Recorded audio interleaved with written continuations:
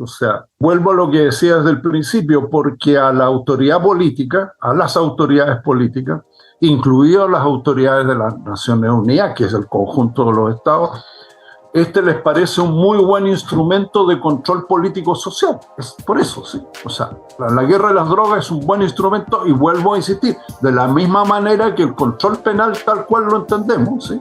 Es un buen instrumento de control social. Bienvenidos al 7º capítulo del podcast de Proyecto Soma, un espacio para entrevistar a personas con formas particulares de entender el mundo de las drogas y las políticas de drogas.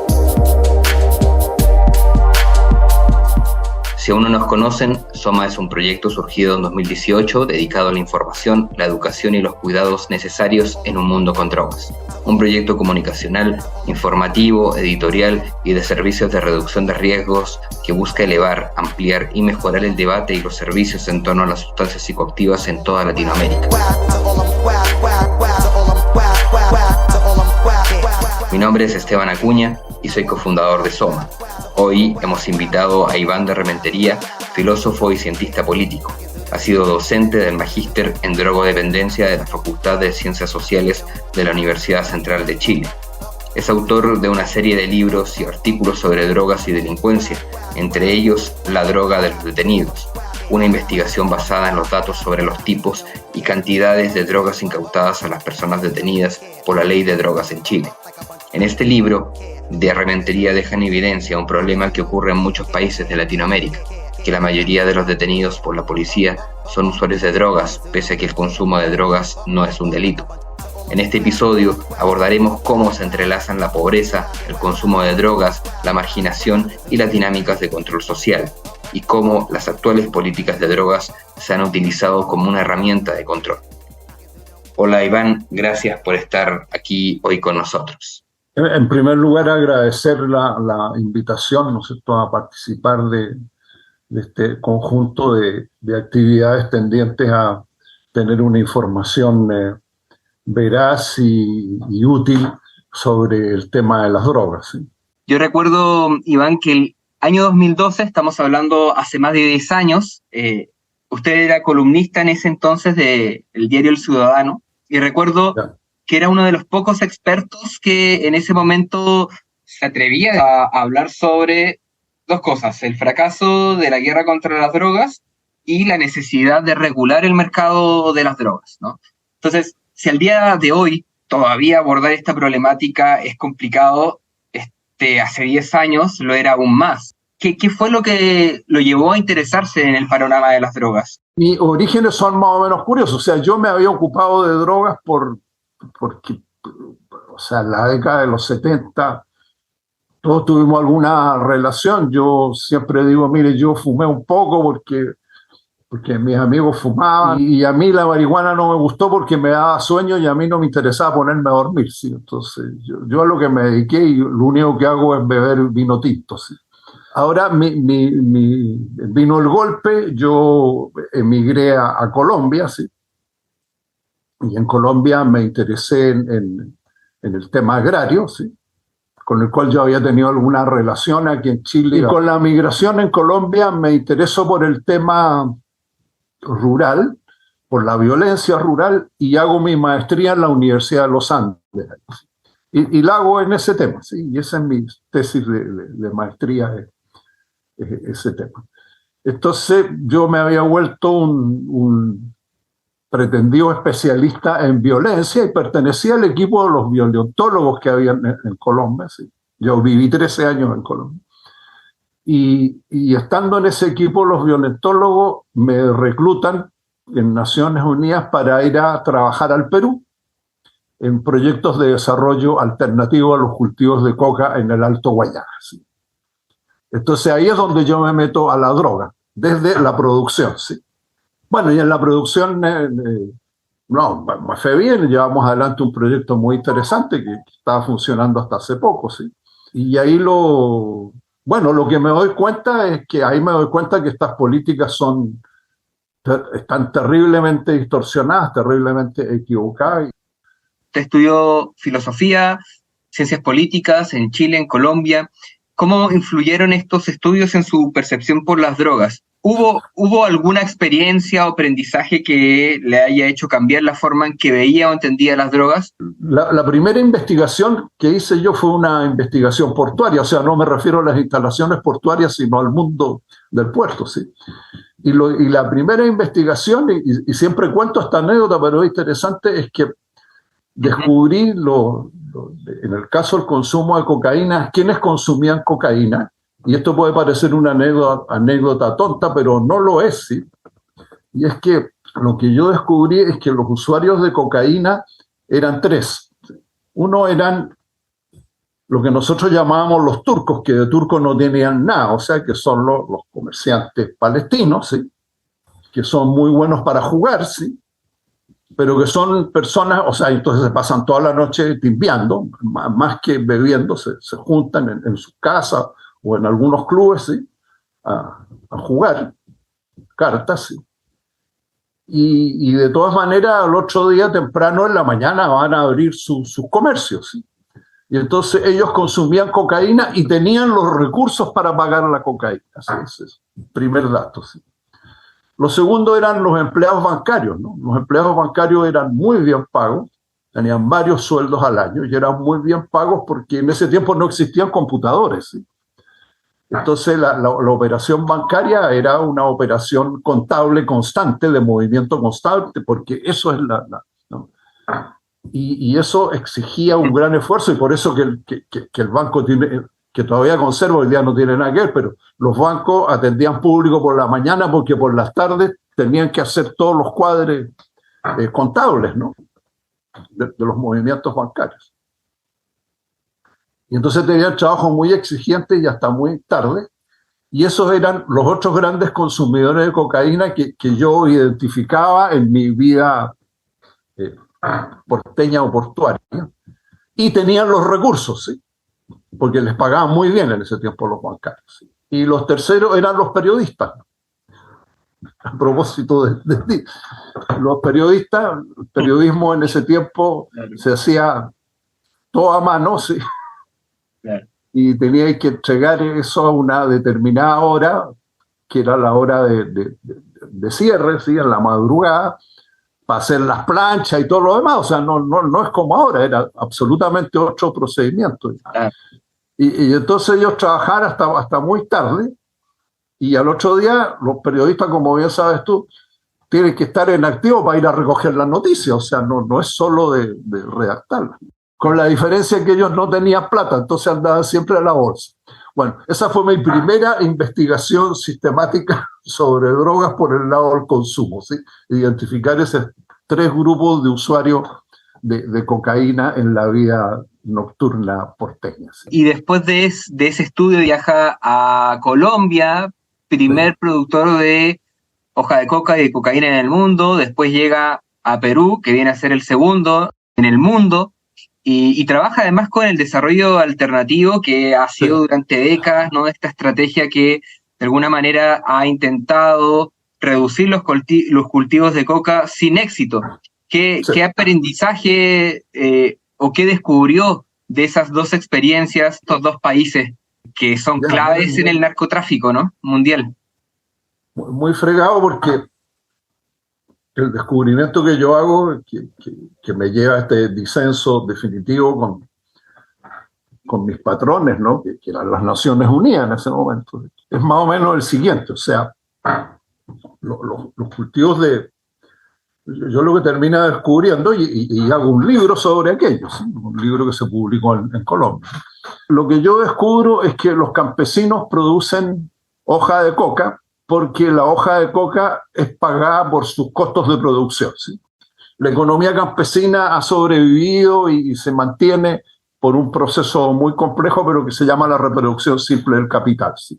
Y la economía del narcotráfico tiene su punto de arranque en la demanda de cultivos de marihuana, de amapola para extraer la morfina y de ahí la heroína, y los cultivos de coca. Hay otros, pero esos son los tres esenciales. O sea, eso constituye más del 90% del mercado internacional de drogas. Entonces, estos cultivos obedecen a que lo que sucede en el tercer mundo, que que se tercermundiza en el reparto internacional en la producción de materias primas, y entre ellas las materias primas agrícolas. Entonces el tercer mundo siempre fue un gran productor agrícola. Van pasando los años, ya a partir de la década de los 70, la producción agrícola ya no es el excedente agrícola, por así decirlo, o sea, la exportable, ya no viene del tercer mundo, sino del primer mundo, ¿sí? Y es porque el primer mundo lo que ha hecho es subsidiar la producción agrícola. Se subsidia en un promedio del 40%, ¿sí? Entonces, ¿qué es lo que comienza a suceder? Que la producción agrícola del tercer mundo ya no puede competir con la producción agrícola excedentaria del tercer mundo, ¿sí? ¿Y eso qué es lo que significa? Que los precios que se pagan por las producciones agrícolas del tercer mundo están por debajo de sus costos de producción.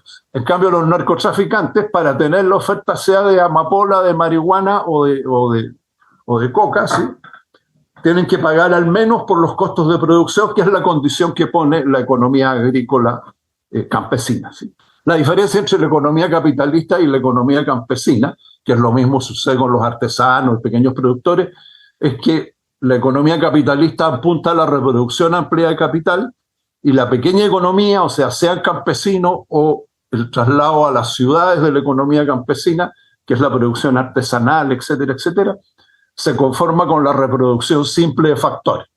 O sea, los trabajadores se conforman con el salario que les corresponde, más los costos de los equipos, más los costos de la materia prima, y no se plantean la reproducción amplia del capital, o sea, la ganancia capitalista. Y por eso todos los pequeños productores, cuando se meten con los bancos, se revientan, porque ellos no tienen capacidad de producir dos rentas, o sea, para ellos y además para los bancos, porque los bancos viven de prestarte plata porque se lleva una parte del excedente agrícola que tú generas, ¿sí? Entonces, cuando yo empiezo a plantear de que lo que nosotros necesitamos es subsidiar la producción agrícola que compite con los cultivos, me dicen que estoy loco. Bueno, yo digo, entonces, ¿por qué subsidian los países desarrollados? Bueno, porque son políticas nacionales. Bueno, entonces en eso está. O sea, a mí una vez en Bruselas casi me sacan a patadas de una reunión por plantear todo esto muy técnicamente, ¿sí?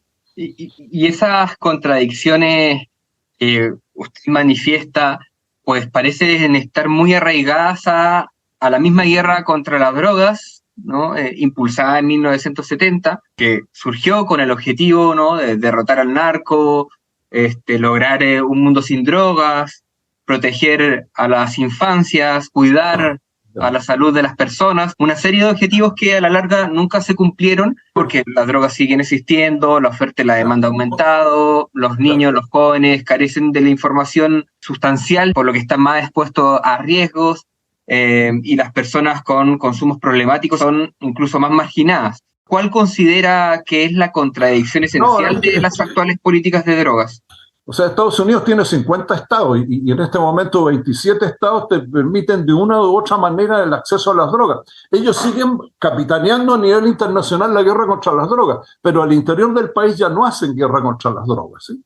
Y han habido debates internos entre las autoridades federales y las autoridades estatales, qué sé yo. Tú tienes un estado como el estado de Oregon, que es un estado bien singular, que ya permite todas las drogas, porque claro, dicen, no, pero es solo la marihuana, y la marihuana es más o menos el 90% del consumo de drogas. En el estado de Oregon hoy día está permitido el consumo de cualquier cosa, ¿sí? Bueno, y Oregon es el primer estado que autorizó el consumo de marihuana hace 20 años atrás, ¿sí? Entonces, el tema es otro, o sea, el tema es que se utiliza. Y si uno analiza un poco la documentación europea, tú al final te das cuenta que lo que interesa, por ejemplo, una cosa que está muy de moda aquí en Chile, que es el plan, que se llama el plan islandés, ¿sí? Para evitar.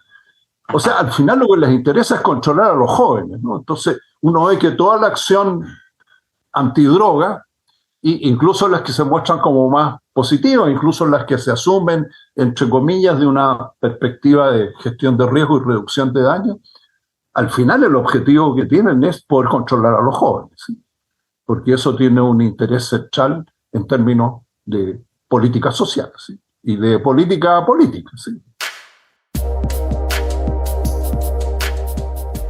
El mundo de las drogas es mucho más complejo de lo que te han contado.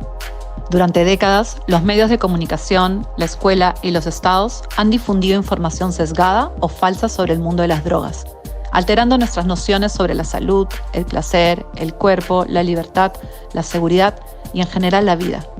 Por eso, búscanos en redes sociales como Proyecto_Soma para estar al tanto de los más actuales y novedosos debates que se dan hoy en día en torno a las sustancias psicoactivas en todo el mundo. Ampliemos el debate.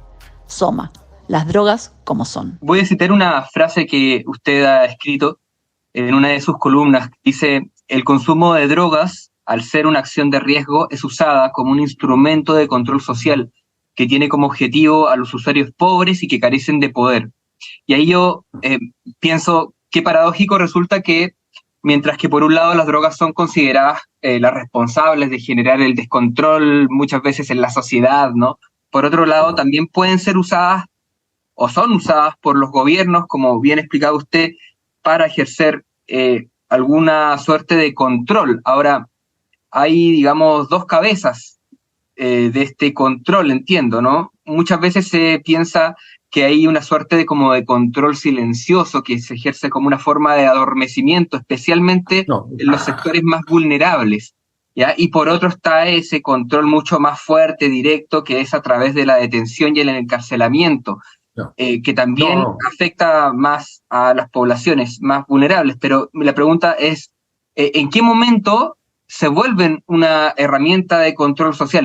Yo creo que hay que discernir entre una hipótesis que a mí me parece falsa, y es que las autoridades, porque esto yo lo escuché con gente española, por ejemplo, que me afirmaba muy taxativamente que el consumo de heroína había sido instalado en los barrios populares de Madrid, ¿no es cierto?, por la Guardia Civil. No, veces que venía de visita a Chile, sí, me encontré con que decía que la policía era la que repartía pasta base, sí, entre los jóvenes. Y eso no es cierto, sí, o sea, puede suceder que los policías repartan, o sea, pero no, eso no es una política sistemática. Lo que es cierto es que, sobre pretexto de perseguir la droga porque le hace daño a la población, yo pueda controlar a la población, y la mejor prueba es lo que está pasando en este momento en Chile. O sea, estamos preocupados de la guerra contra el narcotráfico, sí, mientras no somos capaces de asumir el tema de las pensiones, sí, o sea, tan sencillo como eso. Y esto también me lleva un poco a pensar en que también hay una desigualdad, al parecer, en el acceso a la información, ¿no? Estamos hoy en día enfrentándonos a sobreinformación, posverdad, fake news, y probablemente nunca tuvimos tanto acceso a información sobre drogas como ahora, ¿no? Hace 10 años se hablaba mucho menos de drogas que lo que se hace hoy. Quería preguntarle cómo cree que los medios de comunicación están abordando actualmente estas nuevas miradas que existen sobre las drogas. ¿Cree que todavía hay resistencia de parte de los medios para informar sobre todo esto? Hoy día hablar de los medios, sobre todo en el caso de Chile, o sea, los medios están tan controlados, ¿no? Si lo comparo, por buscar un ejemplo europeo comparable, si lo comparo con el caso de España, sí, o sea, los medios de comunicación son de los grandes sectores económicos. Pero en España tienen una política más sabia, o sea, yo no voy a decir que El País es un periódico equivalente al Mercurio, por así decirlo, ¿sí? Y El País tiene una política en el tema de drogas más o menos abierta, ¿sí? En el caso del Mercurio hubo un momento, pero que tuvo una cierta política abierta, porque uno de sus directivos tenía una política desde la perspectiva neoliberal abierta en el tema de drogas, ¿sí?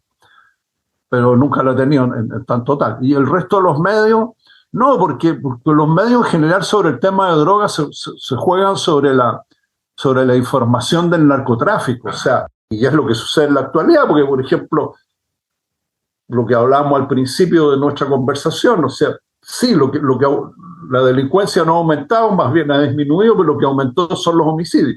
Y los homicidios están relacionados a los conflictos entre comillas, carteles, ¿sí?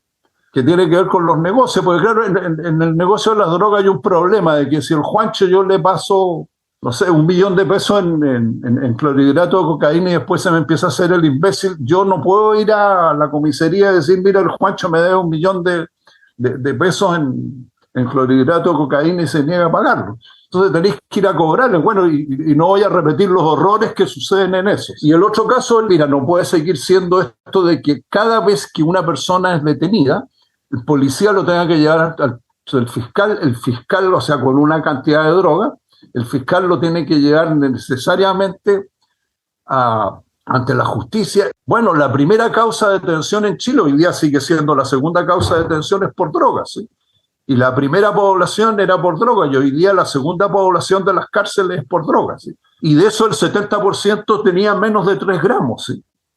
O sea, es un payaseo gigantesco, ¿sí? Que incluso hoy día te lleva a que tengáis el 22% de las cárceles lleno de personas que están cumpliendo sanciones por narcotráfico. Entonces yo estoy empezando a trabajar ahí porque yo creo que ahora la situación es peor, porque antes el juez podía decidir si el gramo, los 2 gramos, los 5 gramos era una cantidad para tu uso personal y próximo en el tiempo y para la calle y buenas tardes, pero tú tuviste que mamar todo el proceso, ocupar toda esa instancia judicial en lugar de perseguir otros delitos que realmente afectan a la población, ¿sí? Pero tú tienes que pensar que en Chile el 90% de los celinos son de los delitos, o sea, de las víctimas de los delitos, son robo con fuerza, robo con violencia o hurto, ¿sí?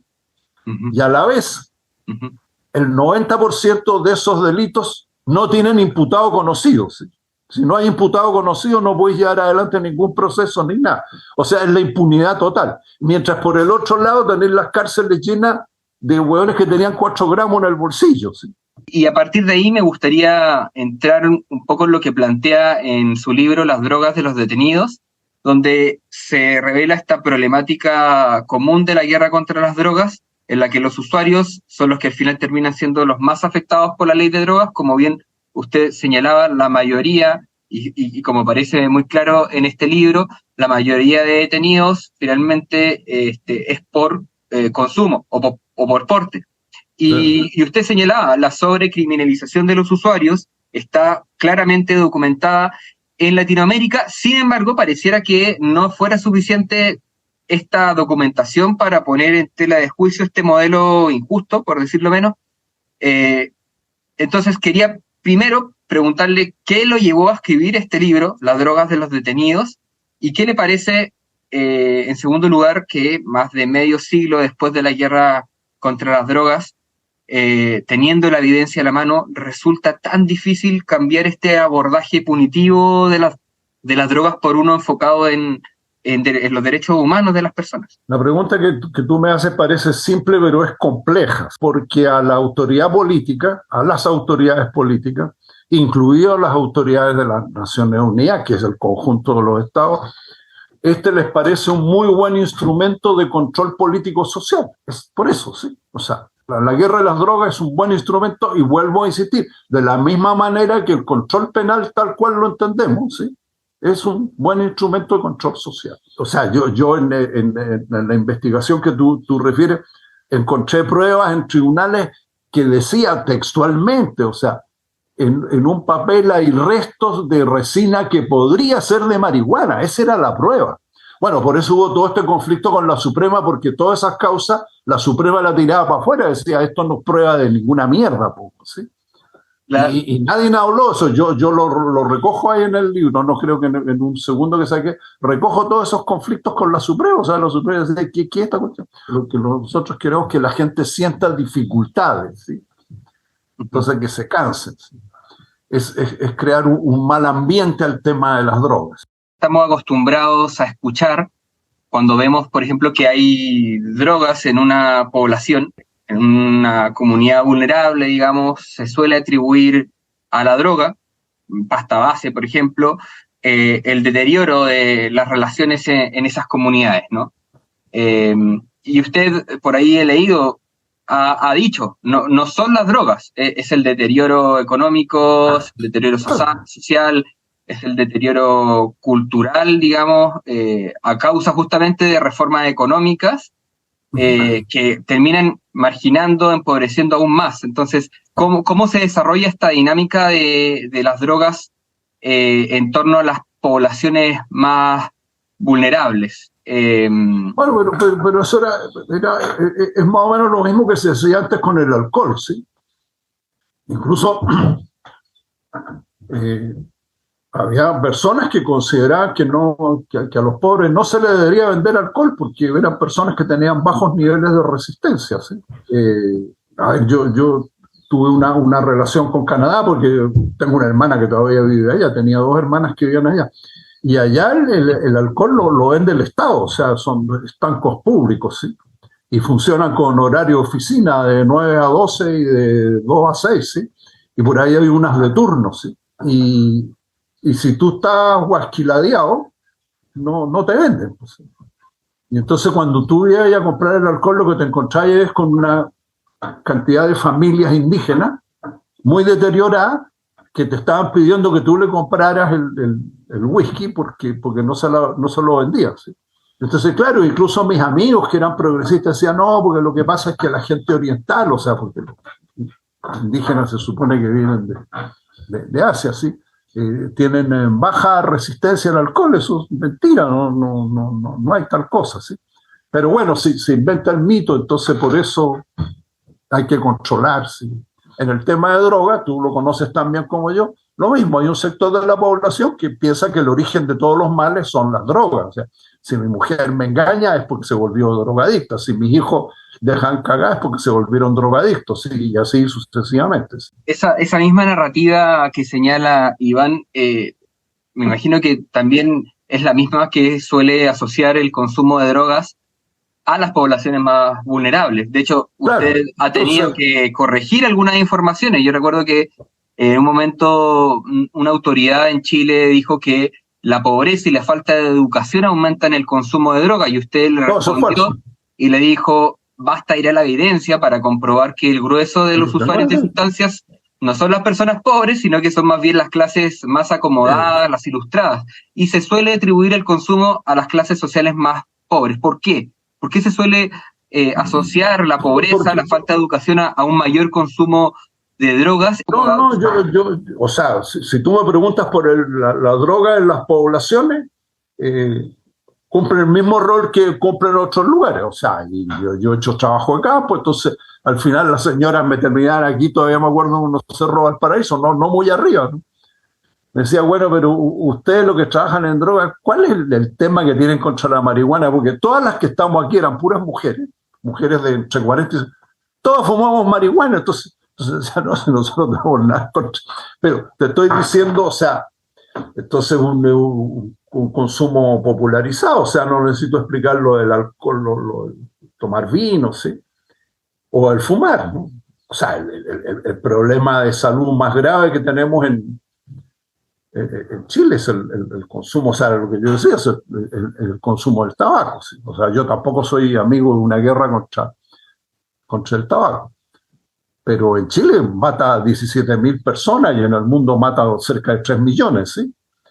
Y en Chile ni en ninguna parte nadie se ha muerto por marihuana. Los muertos por cocaína son mínimos, ¿no? Si yo tomo el caso del tabaco, es el que causa más problemas sanitarios. No hay nada que cause más pérdida de días por trabajar y cosas por el estilo que el consumo de tabaco. La marihuana no mata a nadie. El clorhidrato de cocaína, yo no conozco estadísticas, pero no hay. ¿Sí? Entonces, bueno, sí, si eres un consumidor duro de cocaína y tienes un problema cardíaco, te vayas a morir de un infarto. Pero que sea una relación directa, no sé si me explico, ¿sí?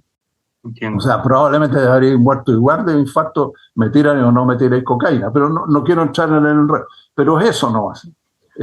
No sé, si tomo los automóviles, mata a mucho más gente que todas las drogas juntas. O sea, en los barrios populares la gente gestiona su salud mental, bueno, comprando en la calle no psicofármacos, sino medicamentos, ¿no es cierto?, que pueden estar vencidos y todo lo demás. Y hay una guerra ahora contra los vendedores callejeros de psicofármacos, ¿sí?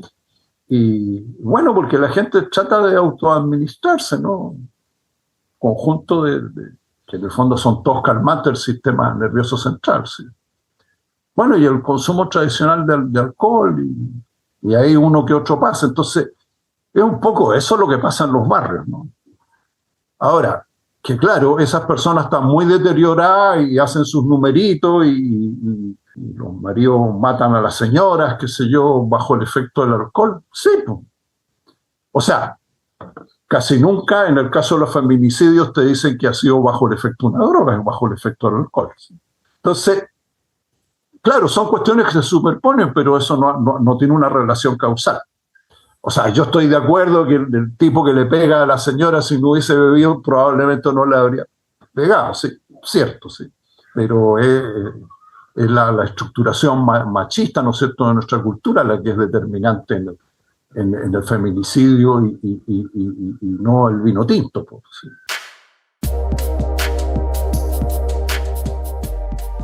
¿Sabías que en la mayoría de accidentes relacionados al consumo de drogas, el principal problema fue que la persona no sabía cuánto era la dosis personal o incluso desconocía si la sustancia que había adquirido era realmente la que buscaba?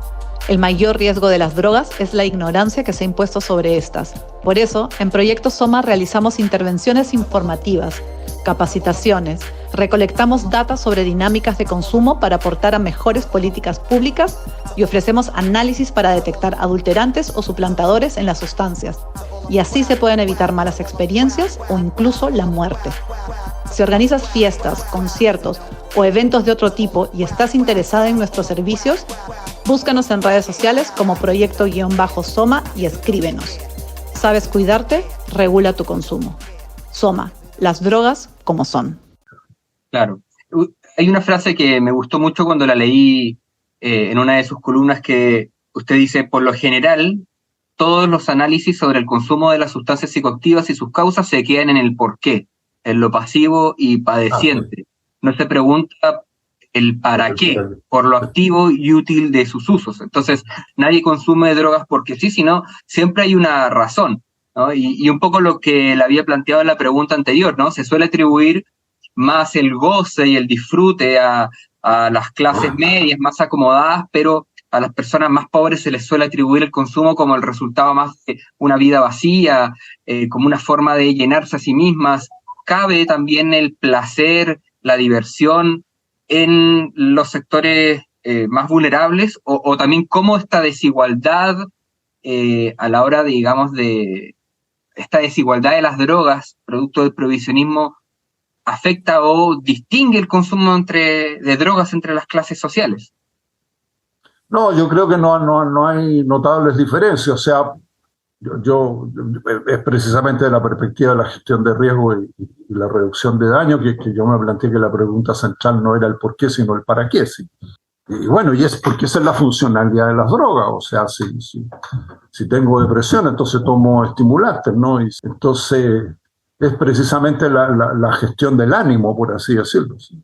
O sea, lo que yo llamo el hada. O sea, la gente a lo que apunta es a gestionar la ansiedad, la depresión y la angustia, ¿sí? Y usa todas estas sustancias, o sea, el conjunto de estas sustancias, sean medicamentos psicoactivos, ¿no es cierto?, sea cocaína, sea fumar cigarrillo o fumar pasta base o fumar marihuana, ¿sí? Para gestionar este trastorno del ánimo. Discúlpame, en Chile el 50% de las licencias médicas son por razones de salud mental, ¿sí? Lo que viene después, creo que es el 8% que son las torceduras y ese tipo de cosas. Y en tercer lugar están las cardiovasculares ahora, que antes eran la primera, ¿sí? Entonces yo creo que ese es un dato sustancial, o sea, de que el 50% de las licencias médicas sean por salud mental, no está indicando algo conflictivo en el campo de la salud mental, ¿sí? Y dentro de eso probablemente el 70% son por ADA, o sea, por trastornos del ánimo. Pero por el otro lado, según el propio Banco Central, el 70% de los hogares en Chile debe el 70% de sus ingresos, ¿sí? Entonces, eso obviamente que tiene un impacto en la salud mental de la población. Y eso no se trabaja nunca, ¿sí? ¿Es posible cambiar las políticas de drogas a nivel global, considerando la resistencia de muchos países autoritarios que las utilizan más bien como herramientas de control social?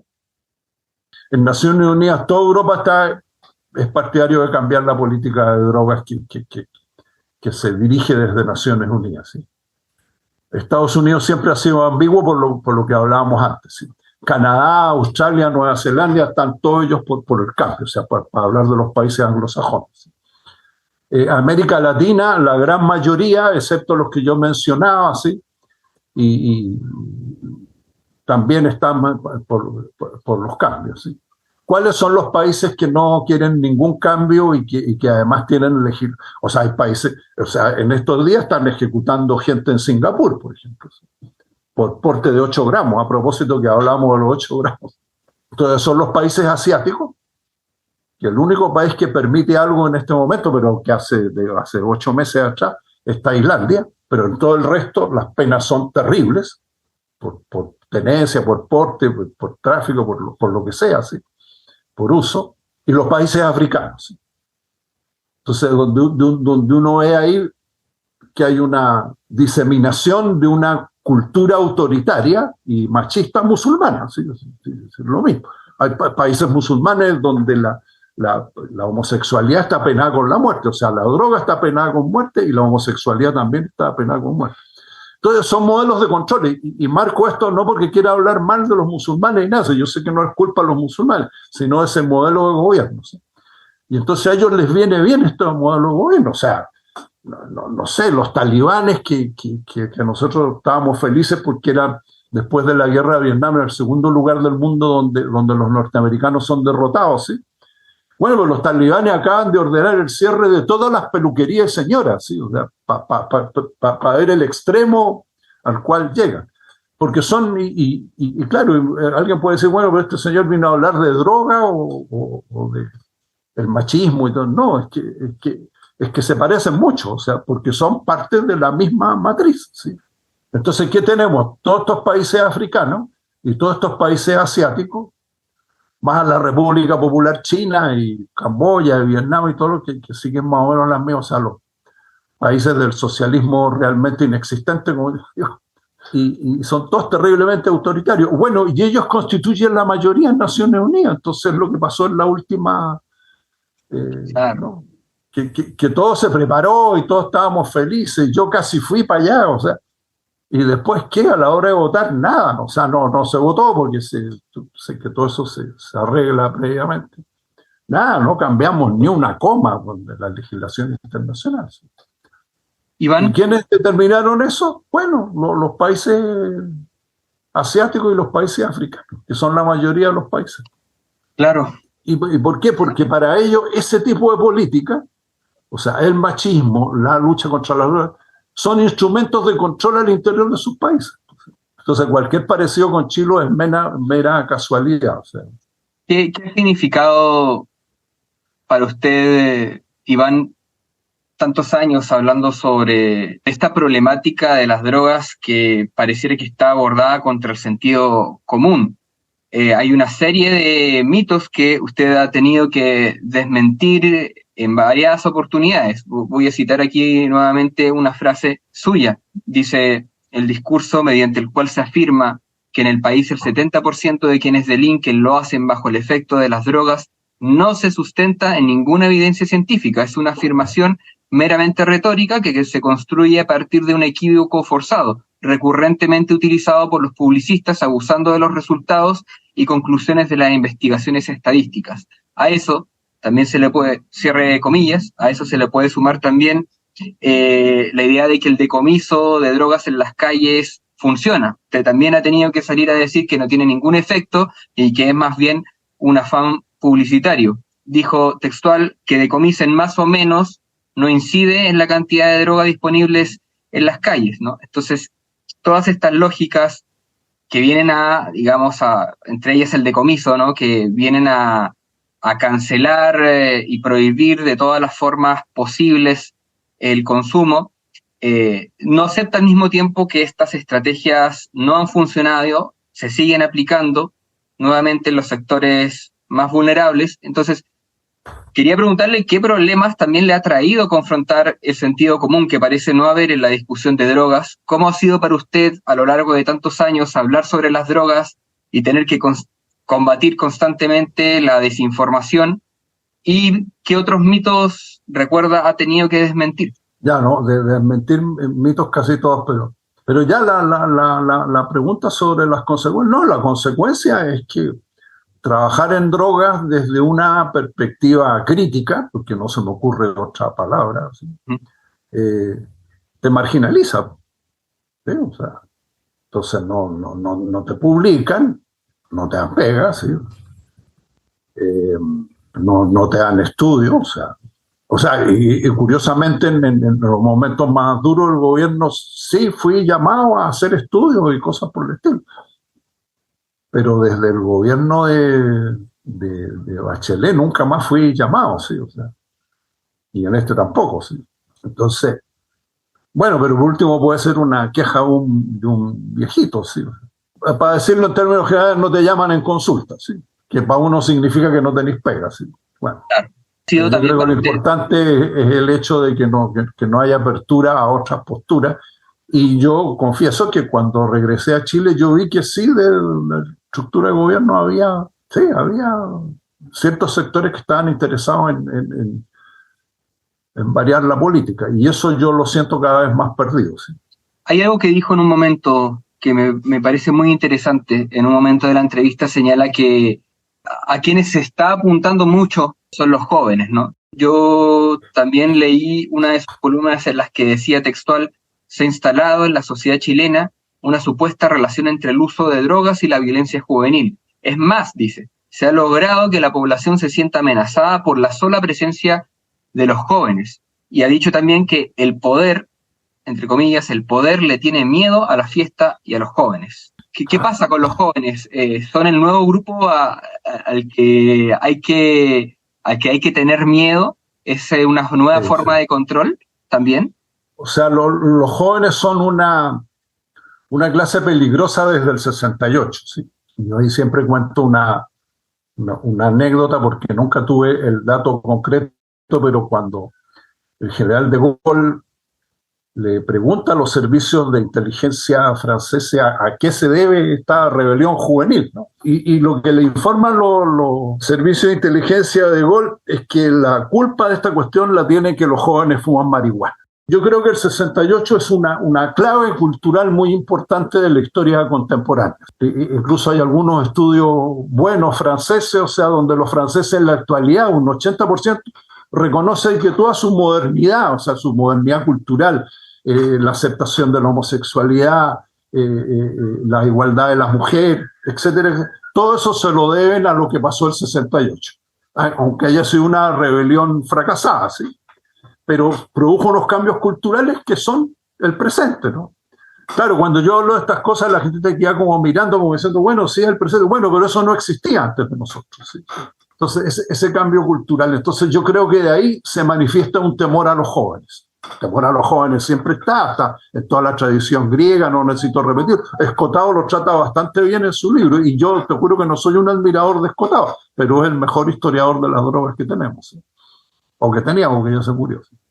Sí. Y él manifiesta todo este temor que hay en la tradición cultural griega a los jóvenes y a las mujeres, está siempre presente en todas las expresiones culturales.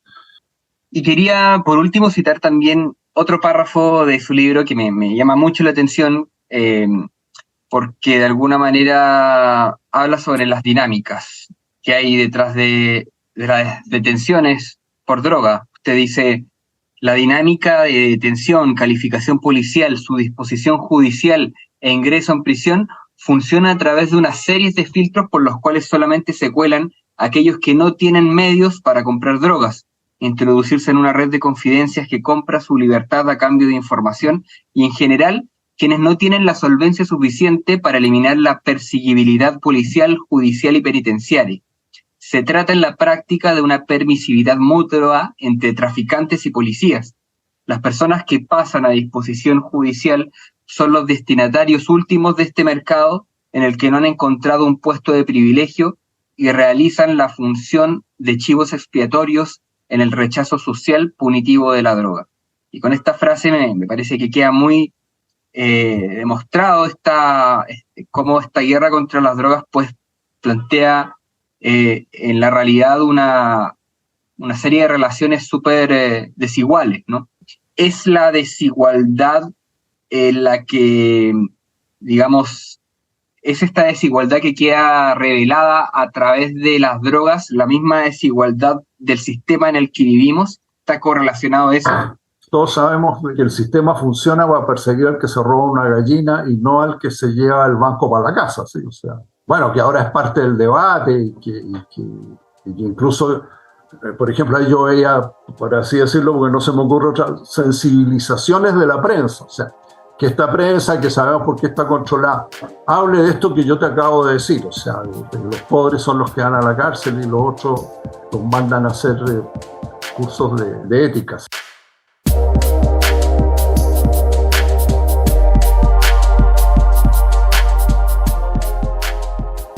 Esta es una producción de Proyecto Soma y es posible gracias al apoyo de la organización internacional Youth Rise, que moviliza a los jóvenes para que se involucren en la reducción de daños en todo su espectro y la reforma de las políticas de drogas para promover la salud y los derechos humanos, y del Fondo Robert Carr, que se enfoca en financiar redes regionales y globales, involucrando y sirviendo a poblaciones insuficientemente atendidas. Esta entrevista fue realizada por mí, Esteban Acuña. Francesca Brivio estuvo a cargo de la coordinación. La edición de sonido ha sido un trabajo de Santiago Martínez Rey. La música es una composición de Dr. Cien. Pueden seguir el trabajo de Soma en redes sociales como Proyecto-Soma y en la web proyectosoma.com. Recuerda, sabes cuidarte, regula tu consumo. Soma, las drogas como son.